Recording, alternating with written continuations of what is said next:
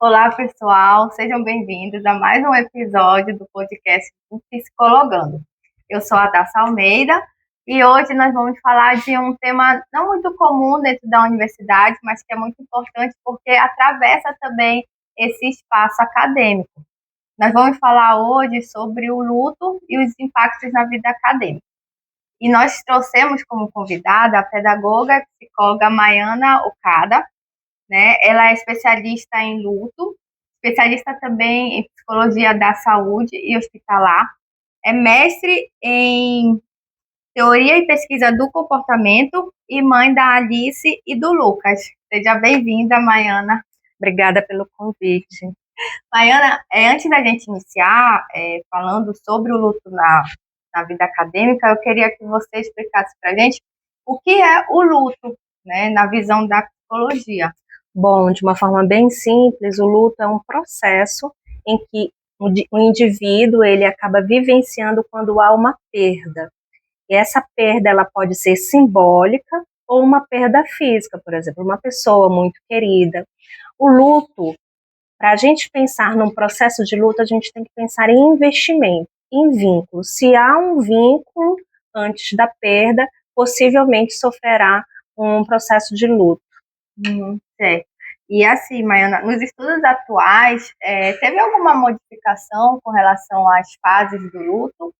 Ou permaneceu, por exemplo, aquelas fases que a gente sempre falava, negação, raiva, barganha, tristeza, ou mudou alguma coisa atualmente? Na verdade, foi um erro de tradução, né? Essa teoria é da doutora Elizabeth Kubler-Ross, e ela é uma médica que trabalha com cuidados paliativos, ela estuda o processo de morrer.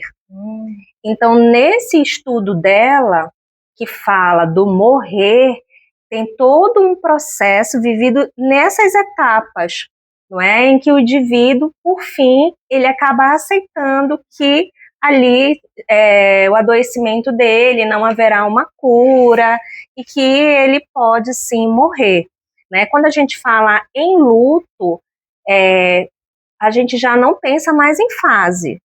O luto, ele é um processo que ele não é linear. Quando a gente pensa em fase, eu estou na primeira fase, passo para a segunda, passo para a terceira, até chegar na última e possivelmente superar aquela situação dolorosa. No processo de luto isso não ocorre. O luto ele não é linear, pelo contrário, ele oscila. Então hoje nós temos teorias que trabalham muito com essa questão da ideia de oscilação, que é a teoria do modelo dual do luto, em que a pessoa, em alguns momentos, ela vai para o polo da restauração, ela consegue seguir a vida dela apesar da dor, e em outros momentos ela segue para o polo da dor, em que ela precisa se recolher, ela precisa sentir aquele momento difícil.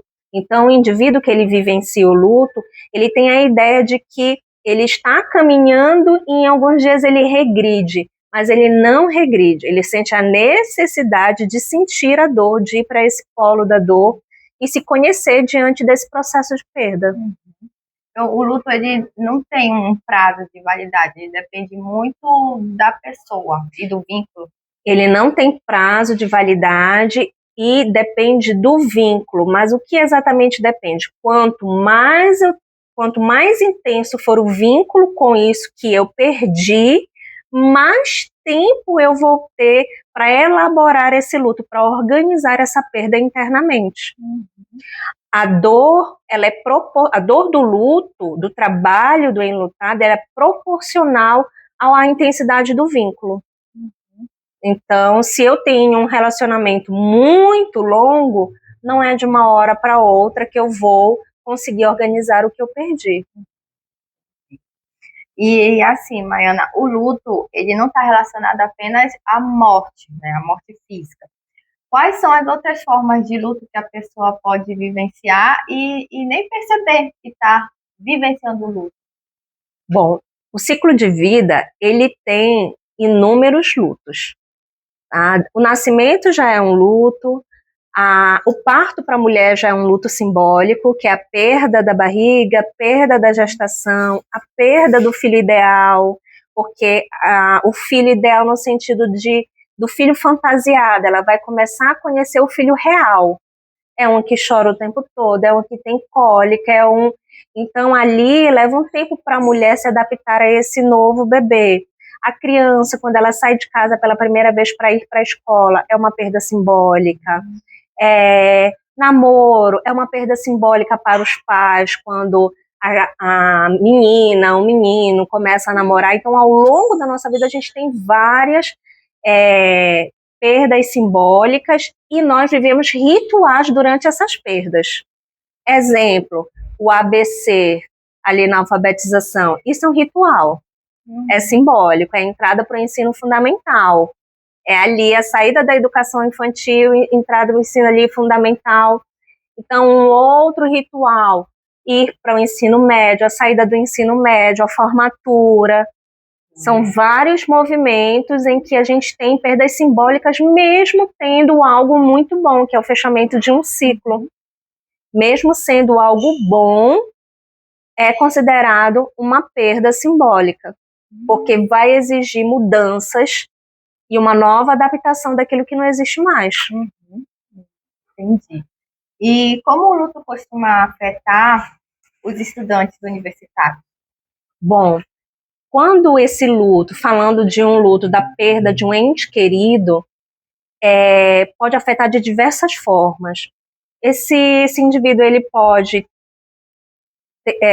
ficar doente com mais frequência, com a imunidade mais baixa, ele pode ter crises de ansiedade, todo indivíduo que ele já tem uma história anterior à perda, de ansiedade, de depressão, pânico, qualquer outro adoecimento mental, a probabilidade dele ter novamente é maior nesse período do luto, porque quebra o que ele já tinha de dia a dia, de rotina, de vida, de apoio, depende muito do vínculo, mas há uma quebra ali que pode deixar esse indivíduo mais vulnerável. Além disso, tem a questão da concentração, atenção, essa pessoa pode ter insônia, ela não vai conseguir lembrar com detalhes de contas para pagar, de datas, vai ter muito desânimo, mas tudo isso vai depender muito do vínculo com aquilo que foi perdido. Mas é como se houvesse uma regressão ali do cérebro. Então não adianta exigir a mesma produção, o mesmo desempenho. Maiana, e quando essa pessoa pode ter o mesmo desempenho? Isso, a gente não pode nem afirmar que ela terá o mesmo desempenho. Ela vai se transformar e vai descobrir uma nova versão a partir daquela perda. Então, se for uma perda relacionada ao mundo acadêmico, ela pode reagir de uma forma. Se for uma perda relacionada à vida pessoal, familiar, ela pode reagir de uma outra forma. Ela pode até reagir com mais empenho se for uma perda significativa e que aquele curso superior era muito importante para essa pessoa que partiu. Então, talvez ela fique mais empenhada, entendeu? Vai depender muito do vínculo que foi rompido. Entendi. E, assim, quais são os sinais de que o luto está comprometendo o desempenho acadêmico? Olha, isso é muito singular, é muito delicado, porque o luto, ele pode estar sendo vivido de uma forma muito doída e não tão respeitosa por aquela pessoa que está todos os dias na universidade 24 horas trabalhando. Aquilo pode configurar uma fuga, aquilo pode configurar como uma atividade em que ele esteja se afastando dessa dor. Então, depende. Se você conhece alguém que perdeu um ente querido, perdeu algo muito significativo na vida, esteja em sofrimento, é bom avaliar, observar como é que essa pessoa era antes e como ela está agora. Se antes era uma pessoa que se alimentava muito bem, seguia os horários, não que ela vá ela vai para o polo oposto de não come mais, não perde todos os horários, não. Mas ela vai ter aí um momento de variação, de uma nova adaptação e que a gente precisa acompanhar. Agora, se manter muito o rigor, possivelmente ela está fugindo ali da dor, ela está fugindo de tudo que ela tem vivido, e isso não é tão saudável. Isso vai aparecer lá na frente, entendeu? Em algum momento, ou com uma depressão, ou com qualquer outro adoecimento em que a origem vai estar nessa recusa da vivência da dor, da perda. E assim, Maiana, a gente sabe que na universidade, infelizmente, a gente vê uma pressão absurda de produzir, né? Produzir artigos, mais artigos, e isso às vezes até atropela, né? Quando o aluno está vivenciando o luto, né? Então, como lidar com essa pressão? Olha, eu não diria só a universidade, eu diria o mundo. O mundo, ele não valida o tempo do sofrimento do enlutado. Não é? A gente acaba colocando 7 dias, 1 mês, 15 dias. Em algum momento, a gente vai colocar um tempo para a pessoa. E isso não é apropriado, porque é singular. O que seria interessante? Respeitar aquele momento que o indivíduo está vivendo e verificar com essa pessoa o que nesse momento ela dá conta de fazer. Talvez ela não dê conta de produzir um artigo, mas talvez ela dê conta de fazer uma pesquisa nos sites, de quantos artigos tem sobre determinado assunto. Estou dando aqui um exemplo simples. Aquilo que ela produzia, nesse momento ela não vai dar conta, mas também deixar ela sem atividade também não é legal, porque ela vai, de alguma forma, exigir estar em ação. Então, é respeitar o que nesse momento você consegue entregar, o que nesse momento você consegue dar conta. Mas aguardar o mesmo resultado, isso é desrespeitoso. É estar alimentando essa ideia de que o luto, ele tem um tempo. E ele não tem o luto, ele vive, dependendo do vínculo que for perdido, essa pessoa vai viver ao longo da vida, sentindo a falta desse enlutado, mas esse sentimento, ele vai se transformando ao longo do tempo, e dando a impressão de que não há mais dor.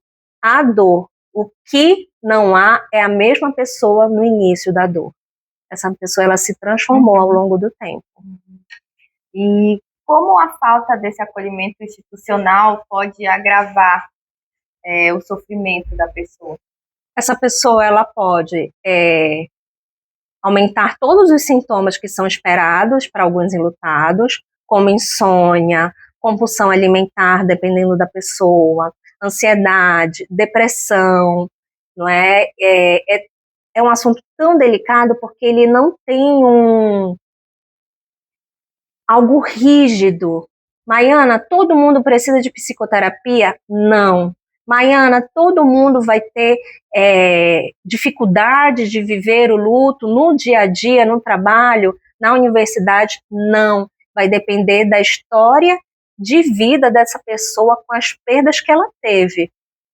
Entendeu? Se ela conseguiu viver desde as perdas simbólicas até as mais não vou dizer simples, gente, porque não existe isso, mas das perdas simbólicas naturais do desenvolvimento humano e aquelas mais significativas, como um animal de estimação, os avós, um cantor preferido e tal.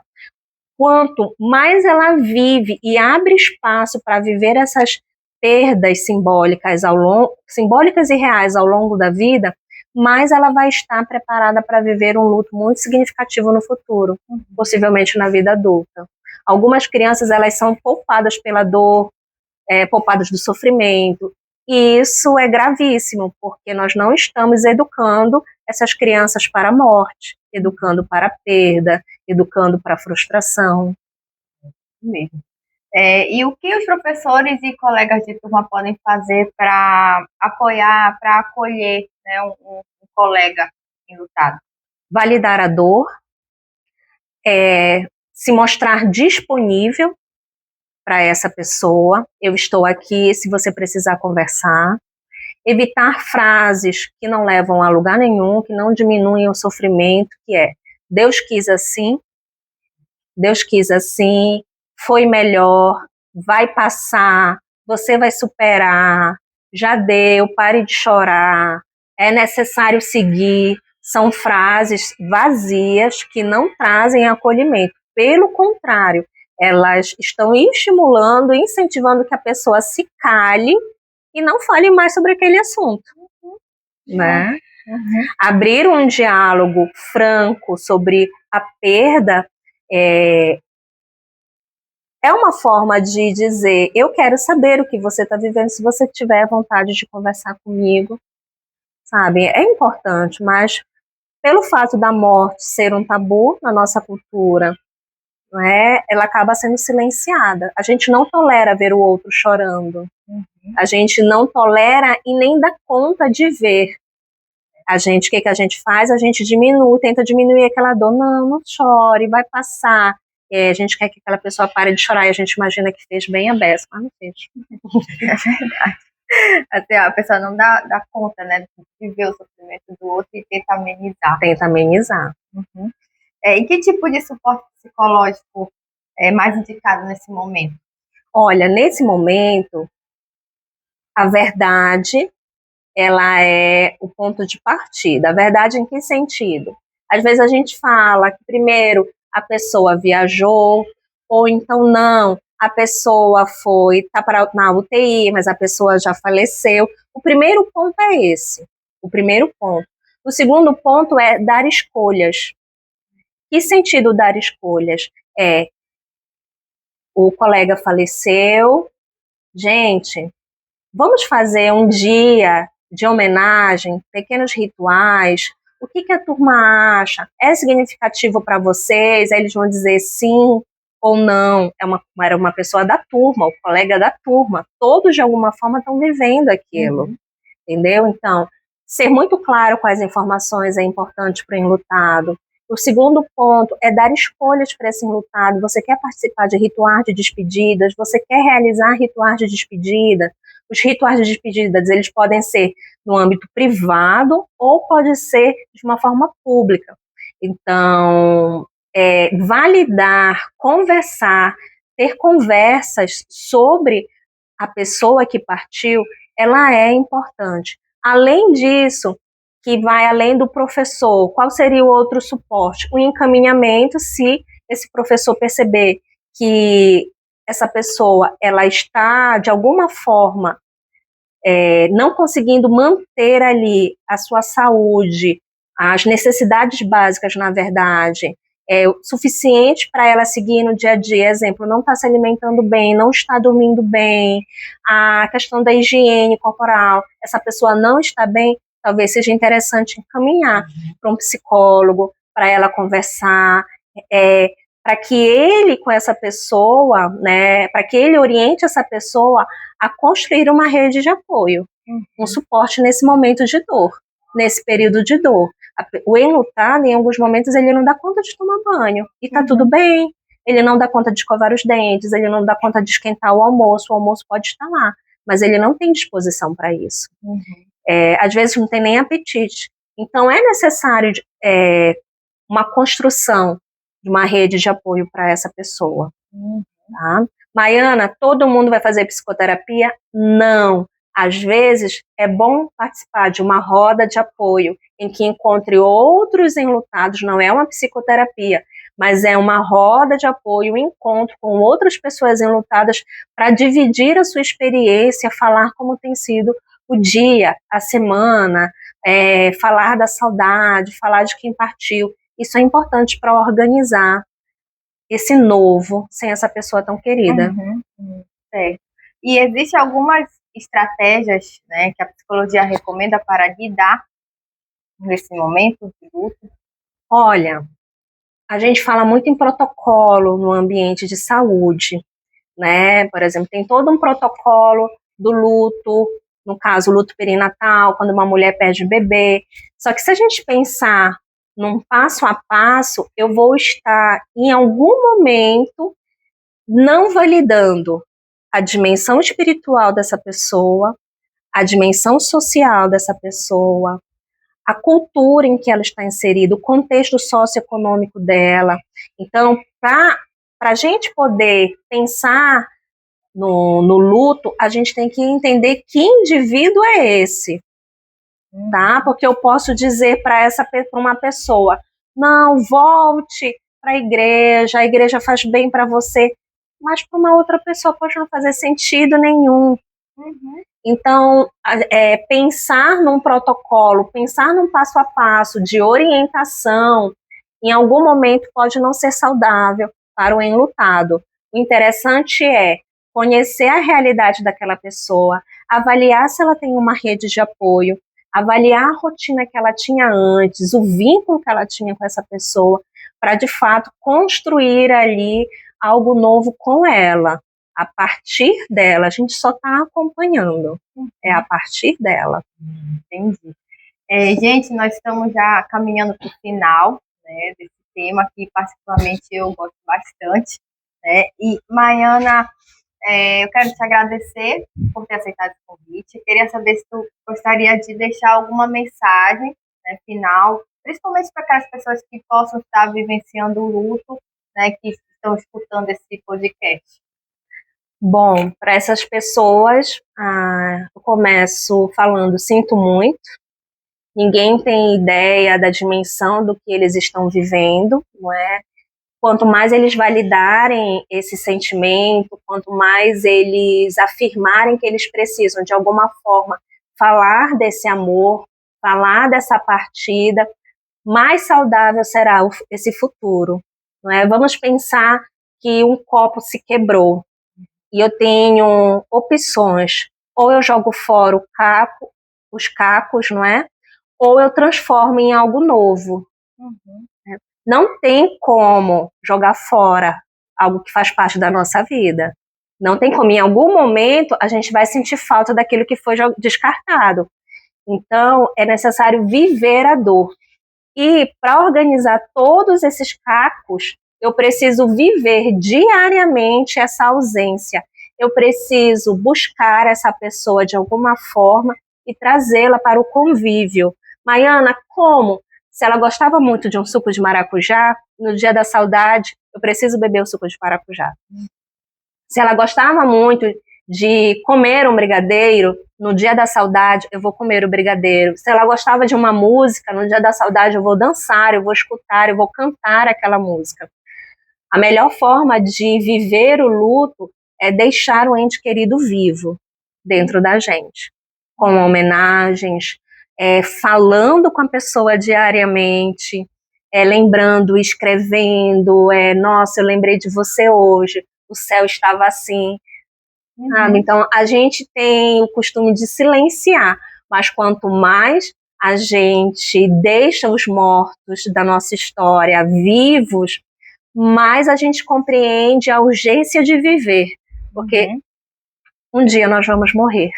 E as nossas relações, elas precisam estar em dia para que a nossa ausência, ela não seja uma falta tão doída para aquela pessoa que ficou. A falta, ela é extremamente doída quando a gente lembra daquela pessoa e disse, poxa, eu não estava lá quando ele me chamou. Então, quando a gente sabe que a gente vai morrer, a gente não deixa para depois, a gente vive o que a vida nos convida a viver, o que as relações nos convidam a viver.